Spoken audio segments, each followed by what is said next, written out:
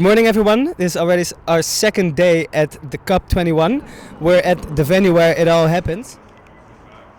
And Veerle, what exactly are we going to do today? Well, we have 3 interviews today, and the first one is with Ralien Bekkers. Hi, my name is Ralien Bekkers. I'm a master's candidate at Yale University, environmental management.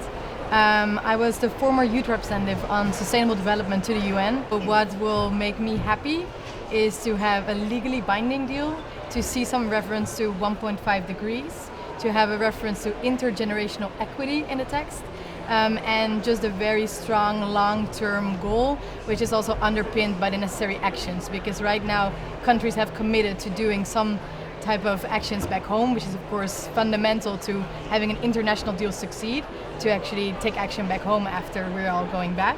But right now the actions that have been submitted are leading towards 3.5 degrees approximately. So of course that's not at all good enough. Our second guest is Michel Rentenaar. My name is Michel Rentenaar. I'm the Dutch Climate Ambassador, so the lead negotiator here at COP21. And what we have just concluded minutes ago is a document, and that has 38 pages. It has 19 pages of a draft agreement, and it has 19 pages of what's called supporting decisions.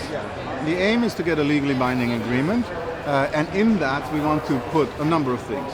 First one is a long-term goal beyond the 2 degrees. So where are we going? We think that it should be climate neutrality in the second half of this century. So basically, in plain terms, let's stop ruining the climate. The second one is what I just mentioned, the dynamism in the agreement. To have a kind of system that every 5 years we will come back to the table and say, okay, right, where are we now? What more needs to be done? And the third one is transparency.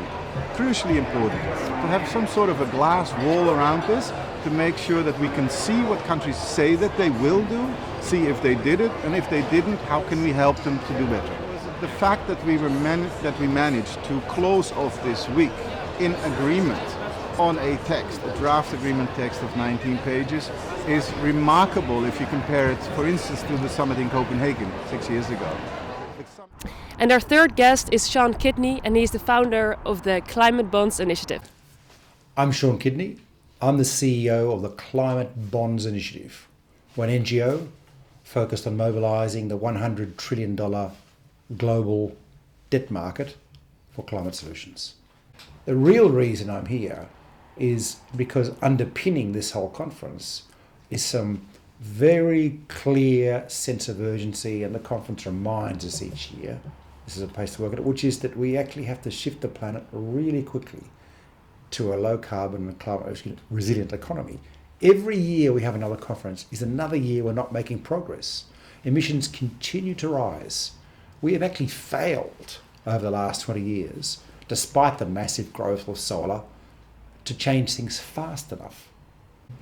I'm sorry to use the language, but we have fucked it so royally. At the moment, we're getting to a world of 2050 where we will have 2 metres sea level rising. You guys will be okay because you're rich enough for the moment, living on legacy investments, fossil fuel investments, that you're going to be able to raise your seawalls. That's not going to happen in Egypt. It's not going to happen in Bangladesh. It's not going to happen in Vietnam, where they're already feeling the impacts of this sort of stuff. But that's just the beginning of it. You know, there's one thing I would say to you.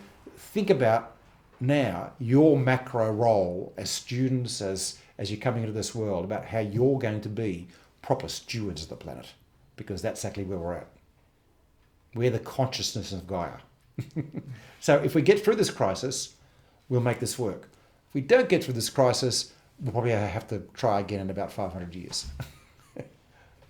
There you go, that's your job. Good luck.